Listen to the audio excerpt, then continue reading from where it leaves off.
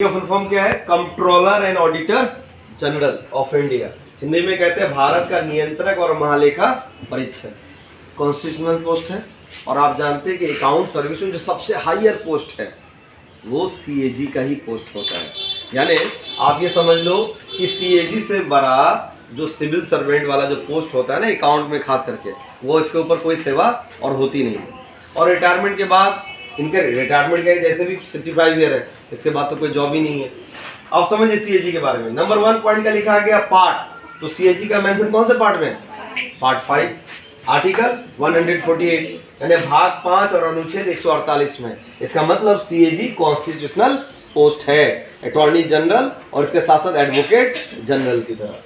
लेकिन एजी जो था वो एजी और एडवोकेट जनरल वो जुडिशियल रिलेटेड पोस्ट था, यानी उनका काम क्या था? लीगल एडवाइस देना गवर्नमेंट को, आइदर स्टेट और सेंट्रल गवर्नमेंट। लेकिन ये कैसा जॉब है?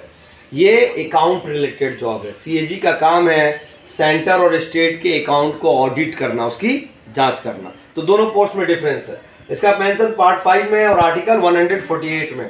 अपॉइंटमेंट राष्ट्रपति करते हैं। राष्ट्रपति किसकी सलाह से अपॉइंटमेंट करेंगे? फिर एक बार मंत्री परिषद यानी काउंसिल ऑफ मिनिस्टर की सलाह से, जिसमें मेजर रोल प्ले करते हैं प्राइम मिनिस्टर। सैलरी कितनी है? तो इनकी सैलरी वही है जो सुप्रीम कोर्ट के जज की है। यानी सुप्रीम कोर्ट के जज को जो सैलरी और अलाउंसेस मिलेगा वही किसको मिलेगा? सीएजी को। और सुप्रीम कोर्ट के जज को कितना मिलता है? 2,50,000 रुपए। अगर आप सुप्रीम कोर्ट में चीफ जस्टिस की बात करें तो उनकी 2,80,000। लेकिन सुप्रीम कोर्ट में अगर हम लोग जज की बात कर रहे हैं तो ये 2,50,000 की सैलरी है। क्लियर? और सैलरी संचित निधि से आएगा, यानी कॉन्सोलिडेटेड फंड ऑफ इंडिया, जिसके लिए वोटिंग कराने की जरूरत नहीं है। आप जानते हैं बजट में पार्लियामेंट यानी लोकसभा मेजर रोल प्ले करता है। जो मनी बिल है वो इंट्रोड्यूस क्या होता है? लोकसभा में। तो बिल पास होगा, वोटिंग होगी, तभी पैसे मिलेंगे फाइनेंस मिनिस्टर को, और वो डिफरेंट मिनिस्ट्री को पैसे जारी करेगा।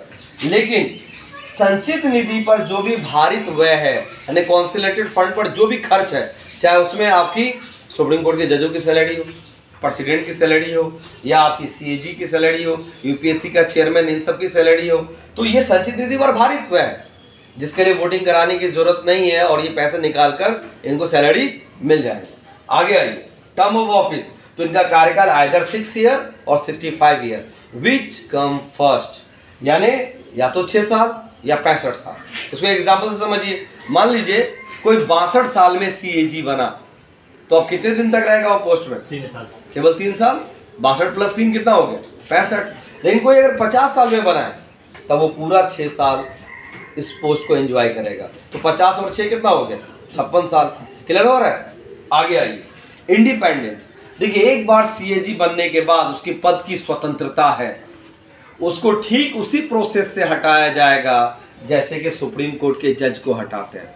अब सुप्रीम कोर्ट के जज को हटाने के लिए एक इम्पीचमेंट का प्रोसेस है, जिसमें पार्लियामेंट के दोनों हाउस में, लोकसभा और राज्यसभा में 2/3 मेजोरिटी से बिल पास करना होता है। तो जो प्रोसेस है बड़ा टफ प्रोसेस है। दोनों हाउस में 2/3 मेजोरिटी से बिल पास करना होगा, तब इनको आप हटा पाएंगे। नंबर 1। नंबर 2, इंडिपेंडेंस में हम लोग कहते हैं कि सीएजी जो एक बार बन गया, अपने रिटायरमेंट के बाद आइदर सेंट्रल गवर्नमेंट और स्टेट गवर्नमेंट में कोई भी जॉब में और इसका एंगेजमेंट नहीं होगा। यानी इंडिया में और ये कोई भी जॉब एक बार सीएजी बनने के बाद नहीं कर सकता रिटायरमेंट के बाद। क्लियर?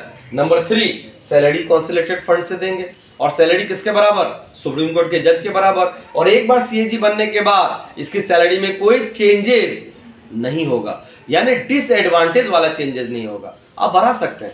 जैसे आप देखो ना, सुप्रीम कोर्ट के जजों की सैलरी बढ़ाई गई ना, पहले मिलता था 2,25, बढ़ाकर 2,50 कर दिया गया। प्रेसिडेंट की सैलरी क्या की गई? बढ़ाई गई। बढ़ाकर कितना कर दिया गया प्रेसिडेंट का? 5 लाख रुपया। इसका मतलब यह है कि आप बढ़ा सकते हैं, घटा नहीं सकते। इसी को हम लोग कह रहे हैं कि कोई डिसएडवांटेज वाला चेंजेस नहीं करेंगे। यानी पद की स्वतंत्रता है, हटाने की प्रक्रिया बड़ी टफ या जटिल है। नंबर 2, एक बार बनने के बाद दूसरा कोई भी जॉब रिटायरमेंट के बाद नहीं करना है। नंबर 3, सैलरी कॉन्सोलिडेटेड फंड से आएगा और सैलरी में कोई डिसएडवांटेज वाला चेंजेस नहीं होगा। क्लियर हो रहा है यहाँ तक? आगे आइए, पावर एंड फंक्शन लिखा हम लोगों ने। काम क्या भाई इसका? तो इसका काम है, मैंने अभी स्टार्टिंग में ही बताया, केंद्र सरकार यानी सेंट्रल गवर्नमेंट और स्टेट गवर्नमेंट कि अकाउंट की ऑडिट करना, उसके लेखाओं की जांच करना, यानी बजट से कितने पैसे निकले और इन पैसों को कहाँ कहाँ खर्च किया गया, क्या उसमें कोई करप्शन हुआ, क्या कोई फिजूल खर्ची हुई, इसकी इंक्वायरी कर, इसकी रिपोर्ट अगर सेंट्रल गवर्नमेंट का है तो प्रेसिडेंट को देंगे, और अगर स्टेट का है तो गवर्नर को देंगे, और प्रेसिडेंट साहब उसको पार्लियामेंट में रखवाएंगे, लोकसभा में, और गवर्नर साहब उसको स्टेट के विधानसभा में रखवाएंगे, और उस पर क्या होगा, डिबेट होगा। यानी इन अदर वर्ड आप ये क्या समझ लीजिए कि एक तरह से ये क्या है, ये ऑर्गेनाइजेशन ये वॉच करती है, ये सीएजी, कि अगर कोई करप्शन हुआ इनको इंक्वायरी करके इसको पब्लिक डोमेन में लाना है। आप जानते हैं 2G स्पेक्ट्रम घोटाला मनमोहन सिंह गवर्नमेंट के टाइम में बड़ा न्यूज में था। अगर ये स्कैम हुआ तो उसको पब्लिक डोमेन में लाइट में कौन लाया, सीएजी। तो सीएजी का काम क्या है सर, अकाउंट को ऑडिट करना, किसका, सेंटर का और स्टेट का। इसके अलावा आप जानते हैं एक बहुत ही इंपॉर्टेंट परमानेंट जो स्टैंडिंग कमेटी है, इसका नाम है पीएसी, पब्लिक अकाउंट कमेटी, लोक लेखा कमेटी। लोक लेखा कमेटी भी लगभग यही काम करती है, अकाउंट की जांच करती है।